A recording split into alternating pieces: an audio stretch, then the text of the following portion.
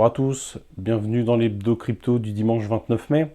On va commencer avec le cours des cryptos qui sont en légère hausse, on va dire une petite stabilisation après une semaine qui a été quand même compliquée et un mois très compliqué. Donc là on a les performances de la journée avec 1% pour le BTC, 2,1 pour l'Ethereum. On a la majorité de la map qui est dans le vert. On peut voir donc là, on va regarder sur 7 jours. En 7 jours, on a la map qui est quand même dans le rouge avec un Ethereum qui prend moins 9% sur une semaine. Et quand même la plupart des cryptos dans le rouge avec un BTC qui résiste plutôt bien. Et là, on peut voir la performance sur un mois avec un Bitcoin qui recule de 26, presque 27%, un Ethereum de 38%. Donc là, on est vraiment dans le dur du bear market. Moi, pour l'avoir vécu en 2018, je peux vous dire que ça peut piquer, surtout pour les gens qui sont rentrés dans les sommets. Moi, personnellement, je suis rentré en 2018, donc je suis, malgré ces baisses, encore en très fort profit. Mais j'ai quelques positions achetées l'année dernière qui sont dans le rouge. On ne sait pas trop où ça va aller. C'est des bons niveaux pour moi sur du long terme. Si on raisonne long terme, c'est quand même des très bons niveaux d'achat. Après, on ne sait pas, ça peut encore baisser pas mal. Le Bitcoin a perdu 65% depuis ses plus hauts. Historiquement, dans les bear markets, il est descendu de 80-85% en moyenne.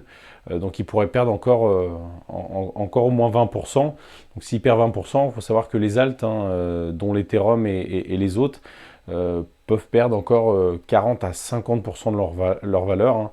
Parce qu'il faut savoir qu'une crypto qui a fait 60% de baisse peut encore faire 60% de baisse. Et c'est surtout souvent les dernières baisses qui sont les plus douloureuses à encaisser quand on croit que c'est fini et qu'on a perdu 70% de valorisation sur nos portefeuilles. On peut reperdre encore 70% de valorisation. Donc ça peut faire très mal. Jusqu'à la rentrée, jusqu'après les vacances, je pense qu'on devrait stabiliser ou descendre un petit peu, légèrement descendre, mais à mon avis, on est plus proche des points bas que des points hauts, forcément. Donc je pense que le potentiel de gain dans le futur, alors c'est sûr que si vous êtes investisseur long terme, c'est des bons niveaux pour rentrer et de racheter à chaque fois que ça baisse.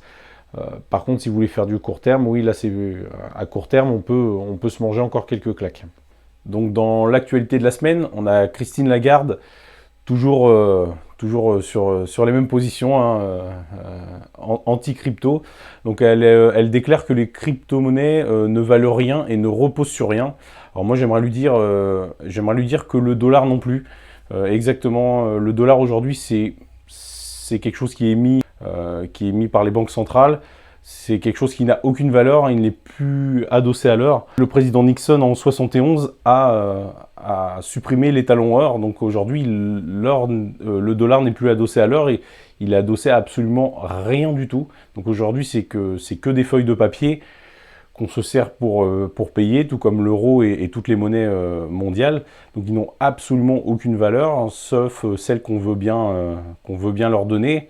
Alors le Bitcoin, peut-être qu'il repose aussi sur la confiance, mais j'ai un peu plus confiance dans une monnaie qu'on ne peut pas dupliquer.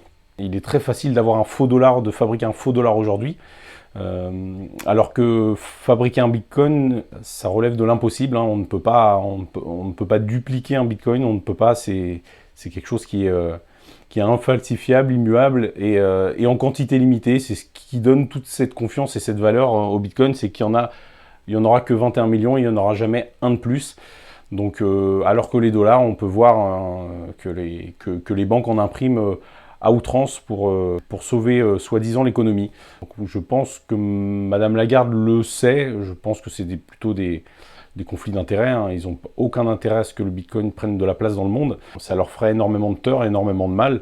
Donc ces déclarations ne m'étonnent pas. Et on a la marque de luxe Balenciaga qui va accepter les crypto-monnaies. Donc comme on peut voir dans l'article de Cryptost, ils vont accepter les crypto-monnaies, notamment dans un premier temps le Bitcoin et l'Ether, non seulement dans leur magasin physique, mais aussi sur leur site internet. Il faut savoir qu'il y a de plus en plus de magasins qui acceptent les cryptos. Et là, on peut lire dans l'article hein, que ça rejoint d'autres sociétés hein, comme Tag Heuer, la célèbre marque de montres. Et il y avait Gucci qui avait accepté, il y a pas mal Watch World. Donc on voit aujourd'hui beaucoup d'entreprises, hein, notamment dans le secteur de la mode. On voit beaucoup de sociétés dans le secteur du luxe et de la mode hein, qui acceptent les cryptos. Donc c'est encore un très très bon signe d'adoption. Et concernant le Salvador, on a Dania González, hein, une députée du Salvador, qui indique que la chute des prix du Bitcoin n'affecte pas le Salvador. Il est maintenant temps d'acheter davantage, révèle la députée. Donc c'est encore un signe important. On voit que le Salvador, malgré la baisse de prix hein, importante, il faut savoir qu'ils avaient acheté leur Bitcoin à peu près ils ont une moyenne à 30 000 $, donc ils sont légèrement en perte depuis leur achat qu'ils avaient effectué sur l'année 2021. Donc ils en ont racheté encore récemment au début du mois de mai, hein, 500 bitcoins au prix de 30 000 $. Donc on peut lire dans l'article là que malgré la baisse, ils restent campés sur leur position, ils continuent à acheter du bitcoin et ils croient en un futur radieux pour cette monnaie. Donc moi je peux que leur tirer mon chapeau. Rares sont les présidents qui comprennent ce genre de choses. Il faut savoir que l'adoption des cryptos va se faire notamment, hein, comme on peut le voir, dans les pays sous-développés ou les tout petits pays. Hein. Souvent, je pense que ça va être des pays qui vont accepter le Bitcoin, parce que là, il y a le Salvador, mais il y aura plein d'autres pays dans le futur. J'en suis absolument persuadé. Et ça commencera par des petits pays comme le Salvador, comme on peut voir aussi la Centrafrique qui va se mettre à accepter le Bitcoin comme monnaie légale. On va voir de plus en plus de pays, notamment les pays qui ont une forte inflation. On peut voir en Turquie cette année, l'année 2022, là les Turcs sont sur une inflation de leur monnaie à plus de 70%. Donc c'est quand même catastrophique. Donc tous ces pays-là, au bout d'un moment, devront se résoudre à accepter les crypto-monnaies et en priorité le Bitcoin dans un premier temps pour sauver leur économie. Bravo à eux, bravo au Salvador, et puis on verra que dans le futur, il y en aura plein d'autres. Et comme on en parlait à l'instant, hein, la République centrafricaine qui souhaite créer une place mondiale pour Bitcoin, hein, donc on a le président centrafricain, M. Touadéra, qui souhaite faire de son pays une place mondiale du Bitcoin, notamment en facilitant les démarches administratives pour les projets blockchain. Et aussi, il a comme but de créer une île crypto. Hein. C'est pas la première fois qu'on l'entend. Il y a pas mal de projets d'îles crypto. Et on a le Portugal qui rejette une proposition de taxer les crypto-monnaies. Donc on avait entendu cette semaine, il faut savoir que le Portugal, il avait absolument aucune taxation sur les crypto-actifs. Donc quelle que soit la plus-value, quel que soit le montant des plus-values engendrées, vous n'étiez pas taxé. Hein. C'est pour ça qu'il y a énormément de crypto-millionnaires qui sont partis s'expatrier au Portugal, parce que non seulement la vie est plutôt agréable, hein, et en plus de ça, il y avait une imposition zéro. Là, les partis de gauche ont fait des propositions justement pour commencer à taxer les cryptoactifs. Alors là, c'est une proposition qui a été rejetée, mais il faut savoir que c'est pas définitif. Hein. Là, elle a été rejetée et c'est un sujet qui va être aborder courant de l'année, certainement à la rentrée, et il risque d'y avoir, alors on ne sait pas dans quelle mesure, hein, mais il risque d'y avoir des taxations sur les cryptoactifs. Alors après, je ne pense pas qu'ils viennent à taxer comme la France, avec des taxations extraordinaires, enfin surdimensionnées. Hein. Je pense qu'ils seront plus intelligents que la France, mais il faut savoir qu'aujourd'hui, vous avez zéro. Dans quelques temps, il risque d'y avoir une partie d'imposition au Portugal. Donc une news concernant l'écosystème Terra, la blockchain Terra avec son token Luna. Donc InsurAce, donc c'est une société d'assurance crypto, dédommagera ses assurés après l'effondrement de l'UST. Donc vous vous rappelez, la semaine dernière, on avait assisté à l'effondrement de la blockchain Terra et de son stablecoin UST. Donc là, InsurAce annonce dédommager. Donc c'est une bonne chose.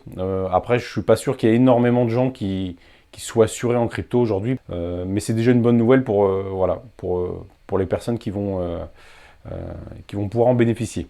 Donc, et toujours dans l'écosystème Terra, on a le Terra 2.0 hein, qui a été officiellement lancé. Le vote la semaine dernière a été accepté. Donc, ils ont lancé une nouvelle blockchain avec un nouveau token, hein, Terra 2.0. Donc, l'ancien token Terra s'appelle le Terra classique, un peu comme on avait eu l'Ethereum et l'Ethereum classique. Et donc ils ont abandonné complètement l'UST, le stablecoin. Donc aujourd'hui, le Terra 2.0, ça va être la nouvelle blockchain. Alors moi, personnellement, je suis complètement pessimiste sur la nouvelle blockchain, hein. Je trouve que pour moi, c'est vraiment une erreur monumentale, hein. Ça va permettre de dédommager un petit peu les personnes qui possédaient du Terra. Mais on va le voir sur le cours tout à l'heure, le Terra 2.0 a déjà pris une sévère claque. Parce que forcément, tous ceux qui ont eu l'airdrop, qui avaient du Terra et qui ont perdu 99,99% de leur valeur, ceux ont eu un airdrop, mais forcément l'airdrop ils n'allaient pas le garder parce que la confiance est brisée. Et je pense que ce projet Terra 2.0, à mon avis, hein, ira comme son prédécesseur aux enfers, parce que je pense que et le projet Terra et son fondateur Do Kwon ont perdu la crédibilité du monde crypto. Et donc là on peut voir sur les graphiques, hein, le Terra sur la journée perd 67,56% à 5,73 $. Hein. C'est vraiment une catastrophe. Hein. Faut savoir que la nouvelle blockchain Terra, ils ont mis un max supply, donc une quantité maximum de Terra de 1 milliard. Donc il y a 1 milliard de Terra. Donc à l'heure actuelle, à 5,73 $, c'est une blockchain qui est valorisée 5 milliards 7. Donc c'est énorme pour un projet qui a complètement perdu la confiance des investisseurs. Hein. Moi, personnellement, je n'avais pas investi dans Terra, ni dans l'UST, et j'investirai encore moins dans le nouveau Terra, parce qu'on ne peut pas écrouler un projet et relancer une blockchain à l'infini. Hein. On ne peut pas faire de fork. Hein. C'est un peu comme il y avait eu à l'époque aussi avec le Bitcoin Cash, le Bitcoin SV, tout ça, c'est des shitcoins. Tous les Bitcoins et autres choses, Bitcoin Gold, Bitcoin Diamond, ça n'a absolument aucune valeur. Hein. C'est tout l'avantage justement du Bitcoin, c'est qu'il a des propriétés uniques. Et là, le Terra, ça pouvait être dans le fond un bon projet au départ. Hein. C'est un projet sur lequel j'ai hésité à investir. J'ai jamais investi, et heureusement. Mais j'avais fait des recherches, hein, et j'aurais pu allouer une partie de mon capital. Mais là, aujourd'hui, le Terra 2.0, c'est vraiment... c'est pour moi quelque chose qu'il faut fuir. Donc là, on peut voir, hein, il a été lancé, il a touché quasiment les 20 $. Et vous voyez, hein, là, comme je vous disais avant, hein, les gens qui ont eu l'airdrop, forcément, ils voulaient se rembourser un petit peu. Hein, donc ils ont vendu massivement le Terra, qui l'a fait baisser fortement, et ils ont pu récupérer une petite partie de leur somme engrangée. Je pense qu'ils resteront perdants, mais ça permet un peu de limiter la casse, quoi.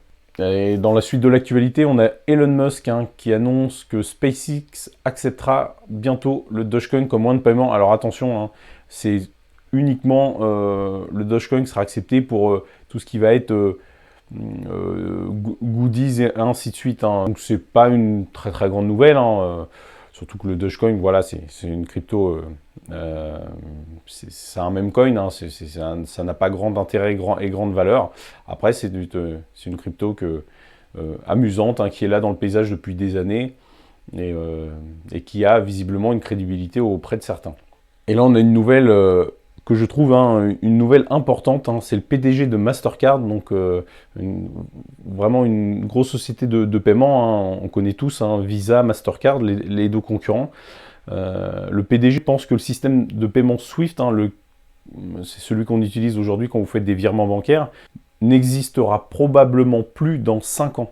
Donc c'est quand même une révélation importante. Alors je partage complètement son avis, parce qu'aujourd'hui je pense que dans le futur la majorité des transferts bancaires, hein, se feront avec Bitcoin, Ethereum, peut-être d'autres, hein. Il y a peut-être encore des projets qui vont tirer leur épingle du jeu, mais notamment pour moi l'Ethereum et le Bitcoin, c'est vraiment les deux monnaies qui vont transférer le plus d'argent dans le futur, parce que même si l'Ethereum a encore des frais élevés, il faut savoir que c'est des frais qui vont se réduire avec Ethereum 2.0, hein, qui devrait arriver fin d'été, mois d'août, hein, pour l'instant. Donc, et dans le futur, il y aura énormément d'évolutions de côté Ethereum, et donc la blockchain sera de plus en plus scalable. On a aussi des layer 2, hein, comme Polygon Matic ou Loopring, ou des solutions de niveau 2 qui permettent justement d'éviter d'engorger trop la blockchain Ethereum. Donc ce serait vraiment ça, si ça arrive, hein, que les paiements Swift sont mis au placard, ce sera vraiment pour moi l'adoption finale, hein, des crypto-monnaies, où là vraiment ils auront assis leur domination.